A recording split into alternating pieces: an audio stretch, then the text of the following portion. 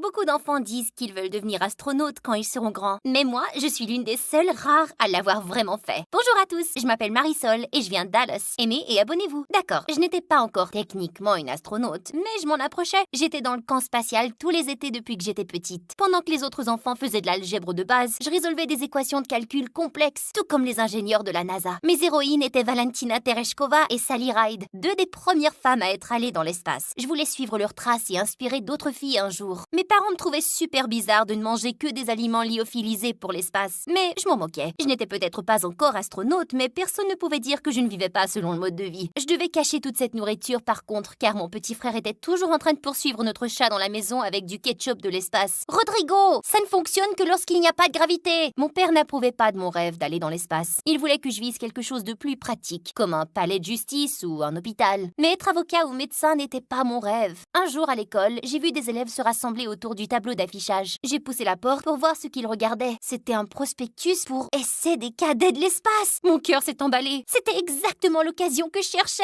Oh, finalement. Les essais avaient lieu ce week-end au centre spatial de Houston. Il ne me restait plus qu'à convaincre mon père de me laisser y assister. Absolument pas, pas question. Mais papa, une telle occasion ne se présente qu'une fois dans notre vie, je t'en prie. Tu dois te concentrer sur tes études. J'ai des A dans tout. Tu as des tâches à faire. Alors si je fais mes corvées avant le week-end, tu me laisseras y aller, c'est ça? Je voyais bien qu'il essayait de trouver une autre raison de dire non, mais je ne lui en ai pas laissé le temps. Merci papa. J'ai tondu la pelouse, taillé les haies, passé l'aspirateur et récuré le sol plus rapidement que jamais. La maison était impeccable. Mais chaque fois que je disais à papa que j'avais terminé, il ne faisait que rallonger la liste à chaque fois. C'était tellement énervant. S'il pensait que j'allais laisser un peu de ménage se mettre en travers de mon chemin, il se trompait lourdement. Enfin, j'avais tout terminé. Mon père a levé les yeux de son journal et m'a tendu une autre feuille de papier. Oh papa, allez, je t'en prie.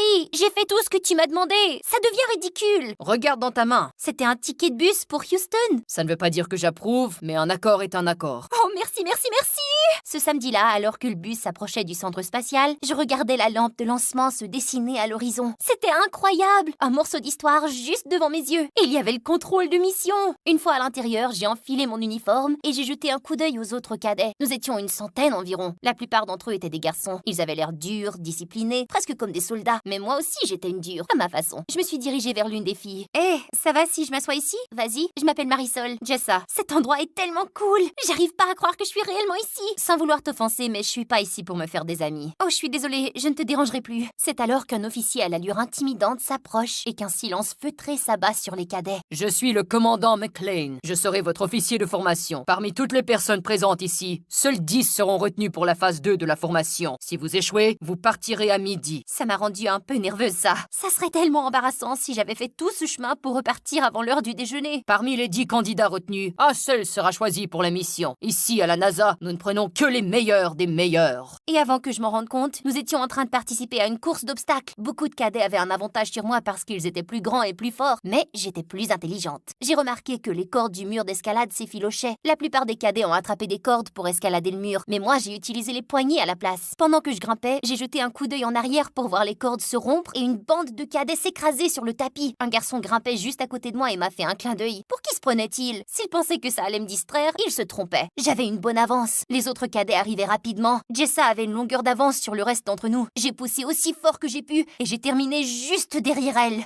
Félicitations, vous venez de passer à la deuxième phase. Je me suis empêchée de sauter et d'applaudir bruyamment, mais à l'intérieur, j'étais en train de le faire. C'était super. Au déjeuner, j'ai jeté un coup d'œil autour de moi pour voir qui d'autre était passé à la deuxième phase. Certains cadets très grands et athlétiques étaient encore là, ce qui n'était pas surprenant. Et le garçon qui m'avait fait un clin d'œil. J'étais tellement excitée et je voulais vraiment discuter avec Jessa, ou quelqu'un d'autre en tout cas. J'étais là dans une salle avec 9 autres personnes qui partageaient ma passion pour l'exploration spatiale. Mais Jessa avait peut-être raison. Nous étions tous des concurrents et je devais être sérieuse si je voulais être la plus performante. Oublie les autres et concentre-toi sur ton entraînement, Marisol. Après le déjeuner, le même garçon m'a encore fait un clin d'œil. Je me suis sentie rougir, mais j'étais agacée pour être honnête. Je suis pas ici pour des amis. Ok. Nos prochains exercices d'entraînement ont fait ressembler la course d'obstacles à un morceau de gâteau. Nous avons dû maîtriser toutes sortes de compétences, comme le fonctionnement des systèmes de survie, la mécanique orbitale et la médecine spatiale. Heureusement, tout le temps que que j'ai passé à pratiquer les équations de calcul m'a donné une longueur d'avance. L'exercice suivant était celui que j'avais le plus hâte d'essayer, l'entraînement en apesanteur. Nous avons flotté dans la chambre comme s'il s'agissait d'une mer sans eau. Ça m'a donné un sentiment absolument incroyable. Je vous avertis, votre corps n'est pas encore habitué aux effets de la pesanteur. La plupart d'entre vous auront le mal des transports dans l'espace. Quand j'ai regardé le garçon qui m'avait fait un clin d'œil, son visage était vert et il s'est mis à vomir. Je ne l'ai pas fait exprès, mais ça m'a fait rigoler. J'ai attiré l'attention du garçon et il m'a souri. Jessa se baladait comme si c'était une simple promenade dans le parc pour elle. Elle était la seule à ne pas être malade. Pendant la pause suivante, j'ai décidé d'explorer la galerie des vaisseaux spatiaux. Il y avait un tas de vaisseaux spatiaux et même une vraie pierre lunaire en exposition. Je pensais être seule, mais j'ai remarqué que le garçon qui m'avait fait un clin d'œil était là aussi. C'est incroyable, n'est-ce pas? Je m'appelle Nick. Ça l'est, oui. Je m'appelle Marisol. C'est tellement fou d'être ici. J'en rêve depuis que j'ai 2 ans, en fait. Ma chambre est couverte de planètes, d'étoiles et de fusées miniatures. Je me fais honte, n'est-ce pas?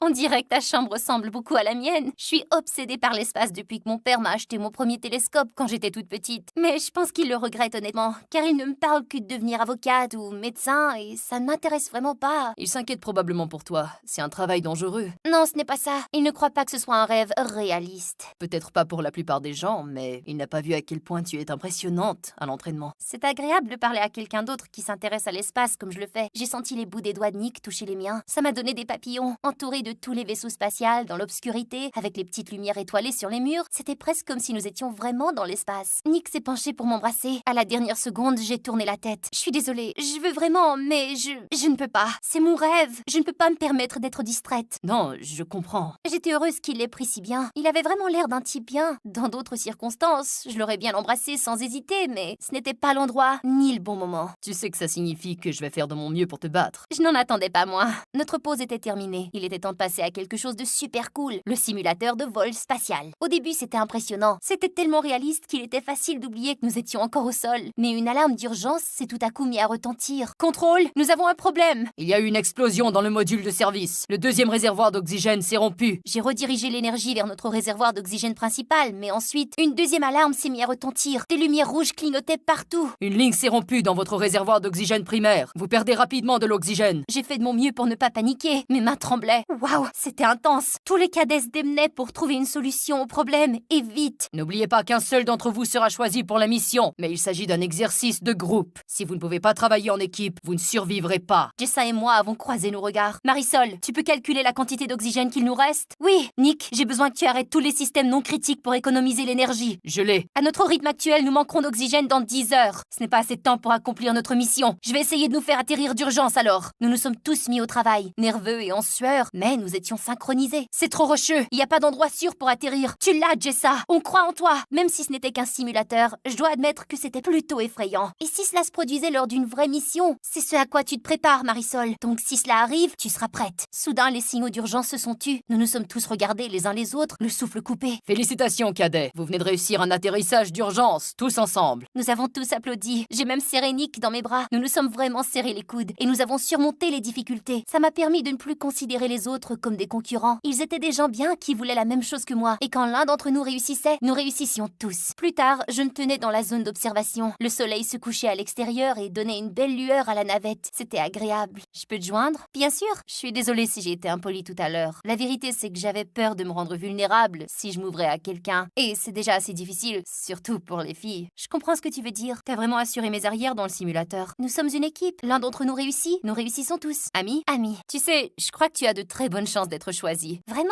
Mais c'est toi la meilleure pilote ici. Je peux pas faire des maths comme toi. Faisons un pacte. Quel que soit le vainqueur, ou même si aucun d'entre nous ne l'est, nous nous soutiendrons mutuellement. D'accord. Le lendemain matin, c'était l'heure de l'annonce. Nous nous sommes rassemblés et avons attendu le commandant McLean. Tout le monde était trop nerveux pour discuter. Finalement, le commandant s'est approché. Vous avez tous fait du bon travail. Je veux que chacun d'entre vous franchisse ses portes, la tête haute. Mais comme je l'ai dit, il ne peut qu'y avoir un gagnant. J'ai essayé tant bien que mal de rester calme, mais je mourais d'envie de savoir qui avait été choisi. Cadet Jessa, félicitations. Vous êtes la meilleure élève et vous joindrez notre équipage pour notre prochaine mission.